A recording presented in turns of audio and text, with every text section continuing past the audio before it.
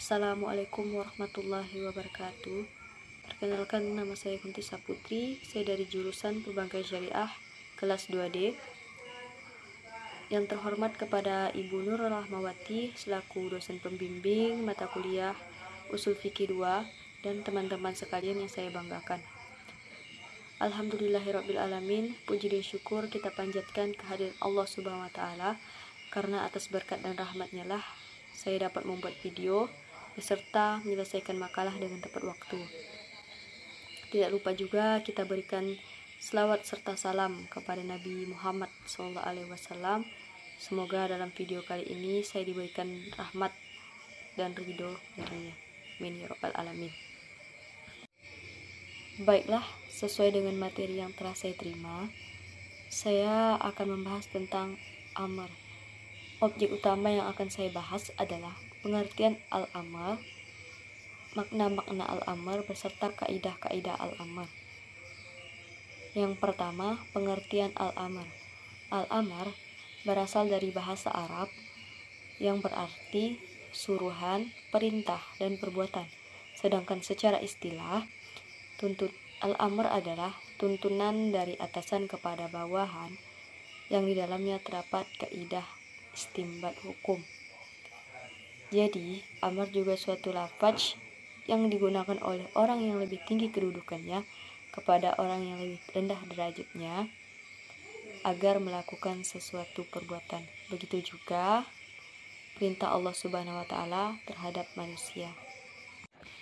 Sedangkan menurut Imam Al-Ghazali, amar adalah ucapan atau tuntunan yang secara substansial agar mematuhi perintah dengan mewujudkan apa yang menjadi tuntunannya dalam perbuatan. Sedangkan menurut Abu Zahrah, amar adalah perintah lisan untuk melakukan sesuatu yang keluar dari orang yang kedudukannya lebih tinggi. Terus, menurut Profesor Dr. Ahmad Syafi'i, menyatakan bahwa amar adalah lafaz yang menunjukkan tuntunan dari atasan kepada bawahannya untuk mengerjakan suatu pekerjaan. Sedangkan menurut mayoritas ahli usul fikih, amar adalah suatu tuntunan untuk melakukan sesuatu dari pihak yang lebih tinggi kedudukannya kepada pihak yang lebih rendah tingkatannya. Dari 4 penjelasan tersebut dapat disimpulkan bahwa al-amar merupakan suatu permintaan untuk mengerjakan sesuatu yang sifatnya wajib atau mengharuskan. Jika tidak demikian, maka tidak termasuk dalam kategori al-amar. Selanjutnya saya akan menjelaskan tentang makna-makna al-amar. Makna al-amar yang pertama adalah wajib. Contohnya firman Allah Subhanahu wa Ta'ala yang artinya, dan dirikanlah salat. Yang kedua, sunnah. Contohnya firman Allah Subhanahu wa Ta'ala yang artinya, dengan mereka jika kamu mengetahui ada kebaikan pada mereka. Yang ketiga, mendidik. Contohnya sabda Rasul yang artinya, makanlah dari apa yang layak. Yang keempat, petunjuk. Contohnya firman Allah Subhanahu wa Ta'ala yang artinya, dan persaksikanlah dengan 2 orang yang saksi dari orang-orang lelaki di antaramu. Yang kelima adalah mubah. Contohnya firman Allah Subhanahu wa Ta'ala yang artinya, dan makan minumlah hingga terang bagimu benang putih dan benang hitam, yaitu fazar. Kemudian yang keenam adalah ancaman. Contohnya firman Allah Subhanahu wa Ta'ala yang artinya, berbuatlah apa yang kamu kehendaki. Yang ketujuh, karunia. Contohnya firman Allah Subhanahu wa Ta'ala yang artinya, dan makanlah makanan yang halal lagi baik dari apa yang Allah telah rezekikan kepadamu. Yang kedelapan, memuliakan. Contoh firman Allah Subhanahu wa Ta'ala yang artinya, masuklah ke dalamnya dengan sejahtera lagi aman. Yang kesembilan, kehinaan. Contoh firman Allah Subhanahu wa Ta'ala yang artinya, jadilah kamu kera yang hina. Yang ke-10, kelemahan. Contohnya firman Allah Subhanahu wa Ta'ala yang artinya, buatlah satu syarat saja yang semisal Al-Qur'an itu. Yang ke-11, ejekan. Contohnya firman Allah Subhanahu wa Ta'ala artinya, rasakanlah sesungguhnya kamu orang yang perkasa lagi mulia. Yang ke-12, penyamaan. Contohnya firman Allah Subhanahu wa Ta'ala yang artinya, maka baik kamu bersabar atau tidak. Yang ke-13, doa. Contohnya firman Allah Subhanahu wa taala yang artinya, ya Tuhanku, ampunkanlah aku. Yang ke-14, pembentukan. Contohnya firman Allah Subhanahu wa taala yang artinya, jadilah maka terjadilah. Yang ke-15, berita.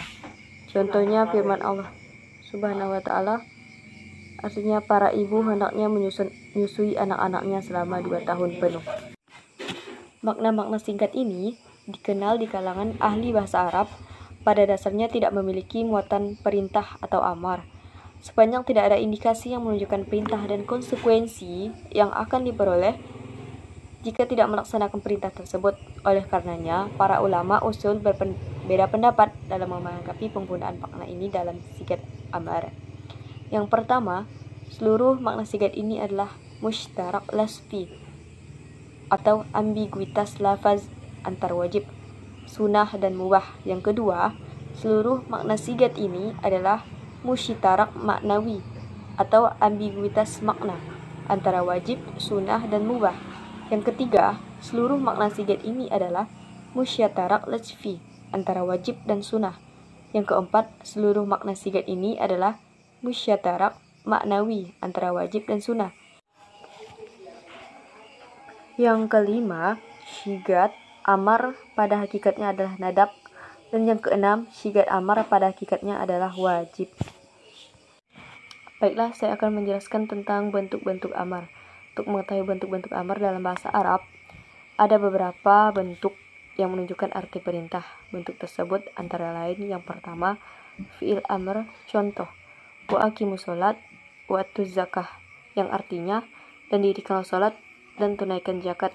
Quran Surah Al-Baqarah ayat 43. Yang kedua, isim fil amr, yang berbunyi, alaikum anfusakum la yadurukum mandala izah taidakum, yang artinya, jagalah dirimu sendiri, tiadalah orang yang sesat itu membahayakan kamu jika kamu mendapat petunjuk. Quran Surah Al-Ma'idah ayat 105. Yang ketiga, fi'il mudhari yang didahului huruf lam amar. Watakunu, contoh, watakunu minkum umat, artinya, dan hendaklah ada di antara kamu segolongan umat. Quran Surah Al-Imran ayat 104. Yang keempat, isim masdar, pengganti fi'il. Misal kata ihsanu, atau berbuat kebaikan. Contohnya, wabal walidaini ihsanu, dan kepada kedua orang tuamu berbuat kebaikan. Quran Surah Al-Baqarah ayat 83. Selanjutnya, kaidah-kaidah amar. Kaidah merupakan ketentuan seorang mujtahid dalam mengistimbatkan hukum. Ulama usul merumuskan kaidah dalam 5 bentuk. Yang pertama, kaidah pada dasarnya amar itu menunjukkan kepada wajib. A. Nadab, anjuran, sunnah. Contoh Quran Surah An-Nur ayat 33, yang artinya, hendaklah kamu buat perjanjian kepada mereka jika kamu ketahui ada kebaikan pada mereka. Yang B. Irsyad, membimbing atau memberi petunjuk. Contoh Quran Surah Al-Baqarah ayat 282, yang artinya, dan persaksikanlah apabila kamu berjual beli. Yang C. Ibahah, boleh dikerjakan dan boleh ditinggalkan, seperti Quran Surah Al-Baqarah ayat 60, makan dan minumlah. Yang D. Tahdid, mengancam atau menghardik, seperti Quran Surah Fussilat ayat 40, yang artinya berbuatlah apa yang kamu kehendaki. Yang E. Tahsyir, menghina atau merendahkan derajat, seperti Quran Surah Al-Baqarah ayat 65, yang artinya jadilah kamu kera yang hina. Yang F. Ta'jij, menunjukkan kelemahan lawan bicara. Quran Surah Al-Baqarah ayat 23, buatlah satu surat saja yang semisal Al-Quran. Yang G. Tausiah, menerangkan sama saja antara dikerjakan dan tidak, seperti Quran Surah At-Tur ayat 16, masuklah kamu ke dalamnya dan rasakanlah panas api, maka baik kamu bersabar atau tidak sama saja. Yang H. Ta'jib, mendustakan, seperti Quran Surah Al-Baqarah ayat 111, yang artinya tunjukkanlah bukti kebenaranmu jika kamu orang yang benar. Yang I. Talhib, membuat sedih atau merana, seperti Quran Surah Al-Imran ayat 119, yang artinya, matilah kamu dengan panasnya hatimu atau kemarahanmu. Yang J, doa, memohon seperti Quran Surah Al-Baqarah ayat 201 yang artinya, wahai Tuhan kami, berikanlah kami kebaikan di dunia dan di akhirat. Kemudian kaidah kedua, perintah setelah larangan menunjukkan kebolehan. Apabila ada perbuatan yang sebelumnya dilarang, lalu datang perintah mengerjakannya, maka perintah tersebut bukan perintah wajib, tetapi bersifat membolehkan. Contoh Quran Surah Al-Jumu'ah ayat 10, yang artinya, apabila sholat Jumat telah dilaksanakan, maka bertebaranlah di muka bumi dan carilah karunia atau rezeki Allah. Ayat tersebut menerangkan bahwa setelah mengerjakan sholat Jumat, diperbolehkan melakukan aktivitas lain, seperti jual beli, padahal sebelumnya Quran Surah Al-Jumu'ah ayat 9 melarang atau harus meninggalkan jual beli dan aktivitas apapun bila panggilan sholat Jumat telah dikumandangkan. Dengan demikian, perintah bertebaran di muka bumi berdasarkan ayat 10 adalah wajib, tapi hanya dibolehkan. Yang ketiga, kaidah. Pada dasarnya, perintah itu tidak menghendaki segera dilaksanakan. Misalnya tentang haji, yang artinya, serulah kepada manusia untuk mengerjakan haji.